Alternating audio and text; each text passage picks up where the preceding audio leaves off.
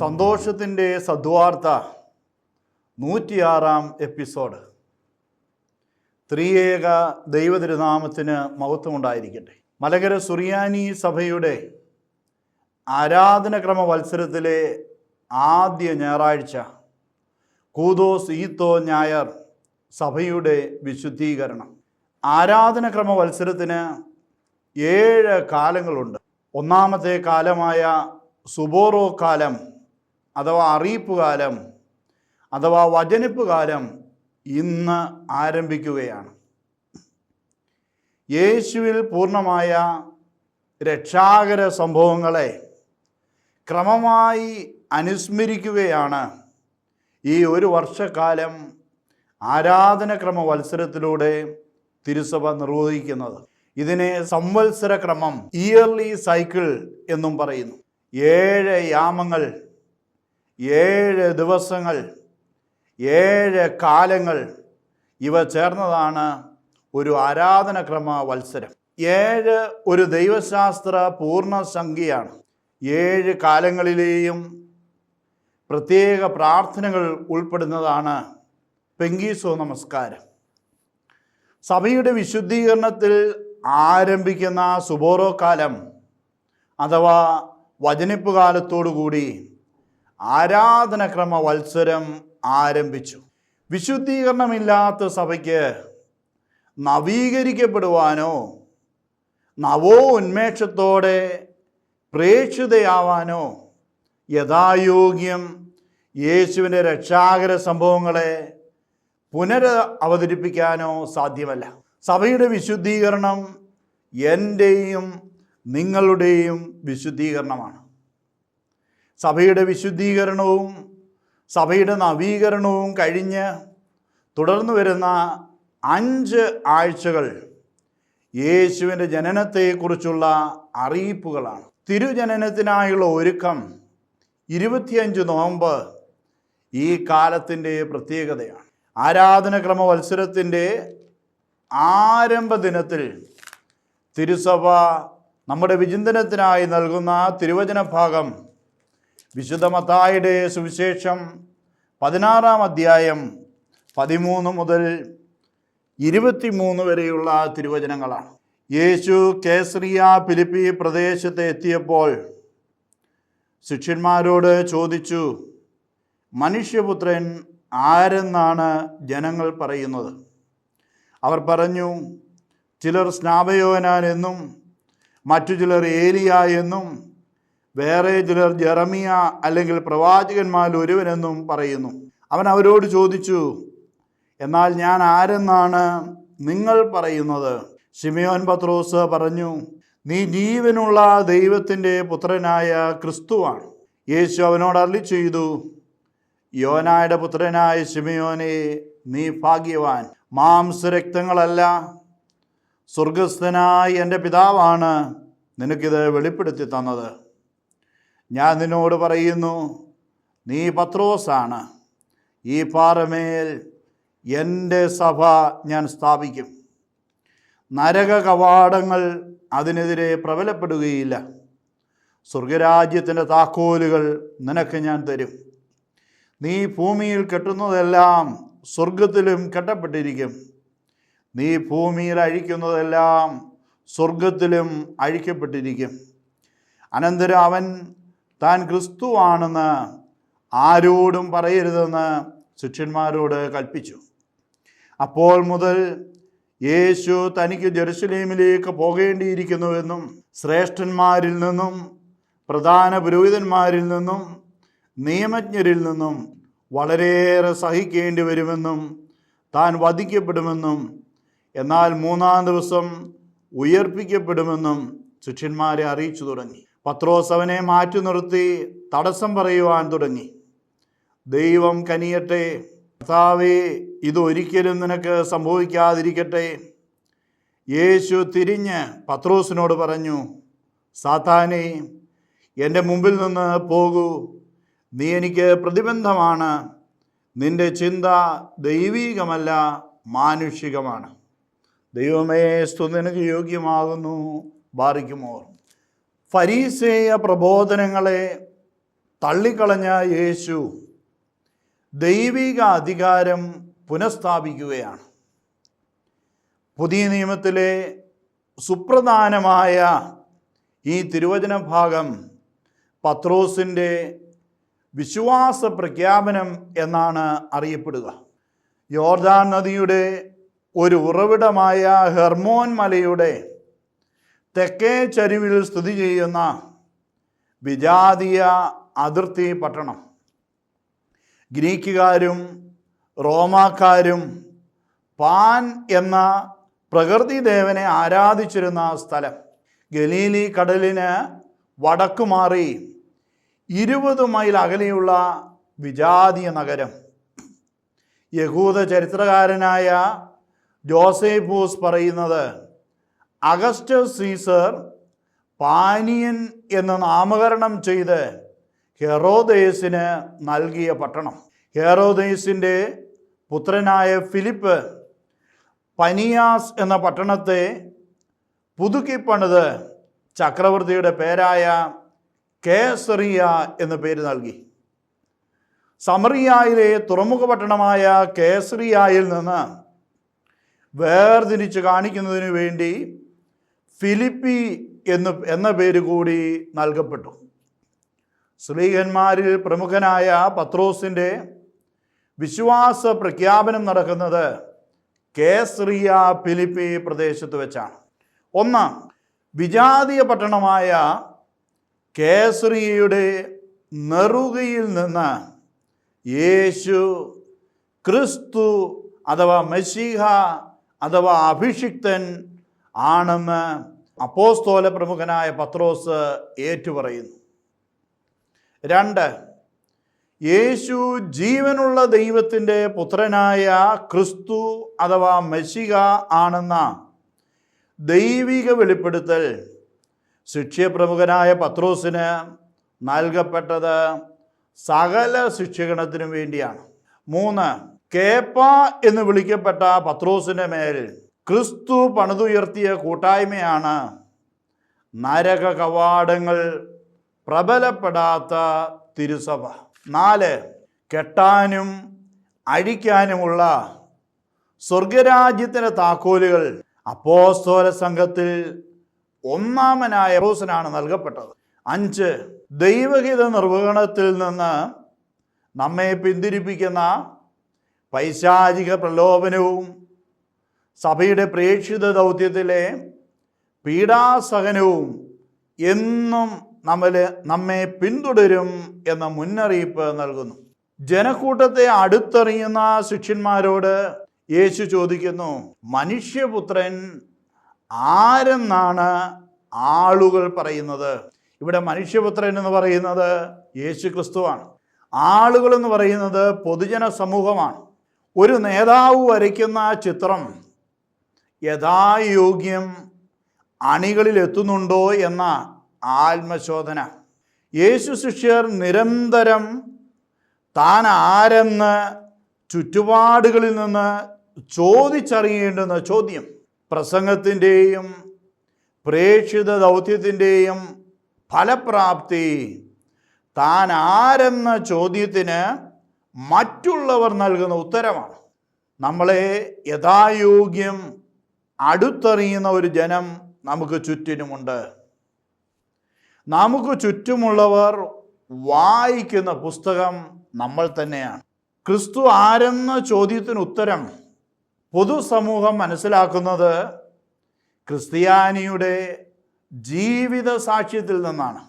യേശുവിൽ നിറഞ്ഞു നിന്ന ദൈവപിതാവിനെ കുറിച്ചുള്ള തീഷ്ണതയാണ് സ്നാപകയോഹന്നാൻ, ഏലിയ, ജെറമിയ, പ്രവാചകന്മാരിൽ ഒരുവൻ എന്നൊക്കെ ആളുകളുടെ അധരങ്ങളിൽ നിന്ന് പുറത്തു വരാനായിട്ടിടയായത്. നമുക്ക് ചുറ്റിനും നാം ചേർത്ത് നിർത്തുന്ന മുഖസ്തുതി പാഠകരുടെ സമൂഹം നാം അറിയാതെ നമ്മുടെ ദൗത്യത്തെ മാറ്റിമറിക്കും. സ്വർഗോന്മുഖരായ മനുഷ്യർ ചെയ്യേണ്ടത് പ്രാർത്ഥിക്കുന്ന മനുഷ്യരിൽ നിന്ന് തന്നെക്കുറിച്ചുള്ള ദൈവിക വെളിപാട് കീറി മുറിക്കുന്ന വിമർശന ശബ്ദമാണെങ്കിലും കാതോർക്കുക എന്നതാണ്. യേശു തന്നോടൊത്ത് സഹവസിക്കുന്ന ശിഷ്യന്മാരോട് ചോദിച്ചു, ഞാൻ ആരെന്നാണ് നിങ്ങൾ പറയുന്നത്? യേശു പറയാനും പഠിപ്പിക്കുവാനും ആഗ്രഹിച്ച ദൈവഹിതം പ്രാർത്ഥനയിലൂടെയും ദൈവവചന പ്രഘോഷണത്തിലൂടെയും യേശു പരിശീലിപ്പിച്ചെടുത്ത ശിഷ്യ സമൂഹത്തിന് സ്വർഗം വെളിപ്പെടുത്തി. ദൈവരാജ്യ സത്യങ്ങൾ വെളിപ്പെടുത്തുന്നത് സ്വർഗമാണ്. സ്വർഗസ്ഥനായ പിതാവിൻ്റെ വെളിപ്പെടുത്തലുകൾ സ്വീകരിക്കുവാൻ ജനതയെ പരിശീലിപ്പിക്കുകയാണ് നമ്മുടെ ദൗത്യം. യോനായുടെ പുത്രനായ ശിമയോന്, അനുഗ്രഹീതനായ ഭാഗ്യവാനായ പത്രോസിന് സ്വർഗസ്ഥനായ പിതാവ് നൽകിയ വെളിപാടാണ്, നീ ജീവിക്കുന്ന ദൈവത്തിൻ്റെ പുത്രനായ ക്രിസ്തുവാണ്. സിയു എയ് ക്രിസ്തോസ് ആത് ഹാവു മെസീഹോ ബ്രേ ദാലോഹോ ഹായോ എന്ന ഉത്തരം. യേശു ക്രിസ്തു പരിപൂർണ ദൈവവും പരിപൂർണ മനുഷ്യനുമാണെന്ന് വെളിപ്പെടുത്തുന്നതാണ് പത്രോസിൻ്റെ ഈ പ്രഖ്യാപനം. ജീവിക്കുന്ന ദൈവം എന്ന പദപ്രയോഗം എല്ലാവിധ വിജാതീയ വിഗ്രഹാരാധനയ്ക്കെതിരെയുമുള്ള താക്കീതാണ്. ഈ സുവിശേഷത്തിൻ്റെ മറ്റൊരു സവിശേഷത, പത്രോസ് യേശുവിനെ ജനമധ്യേ ഏറ്റുപറയുന്നു. യേശു പത്രോസിനെ സ്വർഗദൂതന്മാരുടെ മുമ്പാകെ ഏറ്റുപറയുന്നു. ഇതിന് പ്രേക്ഷിത ദൗത്യത്തിൻ്റെ ഒരു എസ്കത്തോളജിക്കൽ മാനവും എക്ലേസിയോളജിക്കൽ മാനവും ഉണ്ട്. യേശുവിനെ ജനമധ്യേ ഏറ്റുപറയുക എന്നത് ശിഷ്യരുടെ, തിരുസഭയുടെ പ്രേക്ഷിത ദൗത്യമാണ്. യേശുവിനെ ഭൂമിയിൽ ഏറ്റുപറയുന്നവരെ സ്വർഗദൂതന്മാരുടെ മുൻപിൽ, സ്വർഗീയ പിതാവിൻ്റെ മുൻപിൽ ഞാനും ഏറ്റുപറയും എന്നത് യേശു നൽകുന്ന വാഗ്ദാനമാണ്. അനുഗ്രഹീതൻ, ഇവിടെ ബൈബിൾ ഉപയോഗിക്കുന്നത് ഭാഗ്യവാൻ. അനുഗ്രഹീതൻ മക്കാരിയോസ്, മക്കാരിയോയി എന്ന ഗ്രീക്ക് പദപ്രയോഗം സ്വർഗം പ്രീതിപ്പെട്ട ശിഷ്യത്വത്തെ സൂചിപ്പിക്കുന്നു. യേശു ശിഷ്യൻ അനുഗ്രഹീതനാകുന്നത് ദൈവഹിതം ആരായുന്ന പ്രാർത്ഥനയ്ക്കും ദൈവഹിത അനുവർത്തനത്തിനും തൻ്റെ ജീവിതത്തിൽ പ്രാധാന്യം നൽകുമ്പോഴാണ്. ഒരു ശിഷ്യന് കിട്ടാവുന്ന ഏറ്റവും നല്ല വിശേഷണം അനുഗ്രഹീതൻ, ഭാഗ്യവാൻ എന്ന വിശേഷണമാണ്. യേശു സ്വർഗം അനുഗ്രഹിച്ചവരെ ചേർത്ത് നിർത്തി ദൈവരാജ്യ പ്രഘോഷണം നിർവഹിച്ച ക്രിസ്തുവാണ്. മനുഷ്യബുദ്ധിക്ക് അതീതമായ അറിവാണ് ദൈവിക രഹസ്യങ്ങൾ. ദൈവിക അറിവ് സ്വർഗം വെളിപ്പെടുത്തുന്നതാണ് വെളിപാട്. അനുഗ്രഹീതർ അത് സ്വന്തമാക്കും. മാംസരക്തങ്ങളല്ല എന്ന പ്രയോഗം മാനുഷിക വിധത്തിലല്ല, മാനുഷിക ജ്ഞാനമല്ല എന്ന് സൂചിപ്പിക്കുന്നു. ദൈവിക വെളിപാടാണ് ക്രിസ്തുവിനെ കുറിച്ചുള്ള ജ്ഞാനത്തിൻ്റെ ഉറവിടം. നീ പത്രോസാണ്, സ്യൂ എയ് പേത്രോസ് എന്ന പ്രഖ്യാപനത്തിലൂടെ ക്രിസ്തു ശിമയോൻ്റെ പേര് മാറ്റി. പുതിയ ദൈവിക നിയോഗത്തെ ഇത് വരച്ചു കാട്ടി. അബ്രഹാം അബ്രാഹാമായി, യാക്കോബ് ഇസ്രായേലായി, ശിമയോൻ പത്രോസായി. യേശു പുതിയ നിയമസഭയെ അപ്പോസ്തോല പ്രമുഖനായ പത്രോസാകുന്ന കേഫായുടെ മേൽ പണിതുയർത്തി. ഞാനും നിങ്ങളും യേശുവിലേക്ക് യാത്ര ചെയ്യുന്ന തിരുസഭയാകുന്ന ഈ കപ്പൽ അപ്പോസ്തോലിക അടിത്തറയുള്ളതാണ്. കാറ്റും കോളും മാനുഷിക പ്രലോഭനങ്ങളും അതിലുണ്ടാവും, പക്ഷെ അതിനെ വീഴ്ത്തുകയില്ല. ക്രിസ്തു അമരത്തുണ്ട്. ക്രിസ്തുവിൻ്റെ തുടർച്ചയായ അപ്പോസ്തോലിക അടിത്തറമേൽ പണിയപ്പെട്ട തിരുസഭ അപ്പോസ്തോലന്മാരുടെ പിൻഗാമികളായ മെത്രാന്മാരുടെ പിന്തുടർച്ച അവകാശത്തിലൂടെ ഇന്നും ജീവിക്കുന്നു. നരക കവാടങ്ങൾ അതിനെതിരെ പ്രബലപ്പെടുകയില്ല എന്ന പ്രയോഗം പ്രേക്ഷിതയായ സഭ പ്രതികൂല സാഹചര്യങ്ങളിലും മാനുഷിക പ്രലോഭനങ്ങളിലും മതപീഡനങ്ങളിലും നശിക്കുകയില്ല എന്ന വാഗ്ദാനമാണ്. ക്രിസ്തു തുറന്നിട്ട ഈ ഭൂമിയിലെ സ്വർഗരാജ്യമാണ് തിരുസഭ. സ്വർഗരാജ്യത്തിൻ്റെ താക്കോലുകൾ പത്രോസിൻ്റെ കരങ്ങളിൽ ഭദ്രമായി ഏൽപ്പിക്കുന്ന യേശു അപ്പോസ്തല സംഘത്തിലെ തുല്യർക്കിടയിലെ ഒന്നാമനായി മുഖ്യ കാര്യസ്ഥനായി പത്രോസിനെ ഉയർത്തി. പത്രോസ് സഭ ഐക്യത്തിൻ്റെ പ്രത്യക്ഷ അടയാളവും പ്രതീകവുമാണ്. ഛിന്ന ഭിന്നമായ സഭ ക്രിസ്തു സാക്ഷ്യത്തിനായി പത്രോസിൻ്റെ നേതൃത്വം ഏറ്റുപറയേണ്ടുന്ന സമയം അതിക്രമിച്ചിരിക്കുന്നു. റബ്ബിനി സാഹിത്യത്തിലുള്ള ഒരു ആലങ്കാരിക പ്രയോഗമായ കെട്ടപ്പെടുക, അഴിക്കപ്പെടുക എന്ന പ്രയോഗം അപ്പസ്തോലിക ശുശ്രൂഷയുടെ ആധികാരികതയെ സൂചിപ്പിക്കുന്നു. കെട്ടുകയും അഴിക്കുകയും ചെയ്യുക യഹൂദ പാരമ്പര്യത്തിൽ നിയമത്തെ വ്യാഖ്യാനിക്കാനുള്ള അധികാരമാണ്. ശിക്ഷണാധികാരം ഉപയോഗിച്ച് ഒരു വ്യക്തിയെ സഭാസമൂഹത്തിൽ നിന്ന് ബഹിഷ്കരിക്കുന്നതിനോ സഭാ കൂട്ടായ്മയിലേക്ക് സ്വീകരിക്കുന്നതിനോ ഉള്ള അധികാരത്തെ ഇത് സൂചിപ്പിക്കുന്നു. ഭൂമിയിലും സ്വർഗത്തിലും എന്ന പ്രയോഗം അപ്പസ്തോലിക പ്രമുഖനായ പത്രോസിൻ്റെ ശിക്ഷണാധികാരം ഒരേ സമയം ഭൂമിയിലും സ്വർഗത്തിലും അംഗീകരിക്കപ്പെടുന്നതിനെ സൂചിപ്പിക്കുന്നു. സഭയിലേക്ക് വിജാതീയനായ കൊർണേലിയൂസിനെ സ്വീകരിച്ചതും ജെറുസലേം സുനഹദോസിൽ വിജാതീയരെ സഭയിലേക്ക് സ്വീകരിക്കാം എന്ന തീരുമാനം പ്രഖ്യാപിച്ചതും വിശുദ്ധ പത്രോസാണ്. തുടർന്ന് നാം കാണുന്നത് മത്തായി സുവിശേഷത്തിലെ ആദ്യ പീഡാനുഭവ പ്രവചനമാണ്. ജെറുസലേമിലേക്കുള്ള യേശുവിൻ്റെ പോക്ക് ദൈവപിതാവിൻ്റെ ഹിതപ്രകാരമുള്ള പീഡാസഹനവും രക്ഷാകര ബലിയും പൂർത്തിയാക്കാനുള്ള യാത്രയാണ്. ഉത്ഥിതനിലുള്ള പ്രത്യാശ കൈവിടാതെ സഹനങ്ങളിൽ ചേർന്നു നിൽക്കേണ്ടതിനെ കുറിച്ച് യേശു ശിഷ്യന്മാരെ ഉദ്ബോധിപ്പിച്ചു. സ്വർഗരാജ്യത്തിൻ്റെ അധികാരം കൈയാളുമ്പോഴും ലൗകിക വ്യഗ്രതയും മുഖസ്തുതിയും കുരിശെടുക്കുവാനുള്ള വിമുഖതയും മാനുഷിക പ്രലോഭനങ്ങളായി നമ്മളിൽ കണ്ടെന്നു വരാം. ദൈവഹിതം ആരായാതെ മാനുഷികമായി ചിന്തിക്കുമ്പോഴെല്ലാം നമ്മൾ യേശുവിനെ മരുഭൂമിയിൽ പ്രലോഭിപ്പിച്ച സാത്താനായി തരം താഴുകയാണ്. ജെറുസലേമിലേക്കുള്ള യാത്ര ചെയ്യുന്ന യേശുവിനെ അനുഗമിക്കുന്നതിൽ നിന്ന് നമ്മളെ തടസ്സപ്പെടുത്തുന്നതെല്ലാം സാത്താനിക പ്രലോഭനങ്ങളാണ്. ദൈവവിചാരം ചിന്തയുടെ തലങ്ങളിൽ നിന്ന് മാറ്റി നിർത്തപ്പെട്ട ദൈവ ശുശ്രൂഷ യേശു മാർഗത്തിലെ പ്രതിബന്ധമാണ്, സാത്താൻ്റെ പരീക്ഷയാണ്.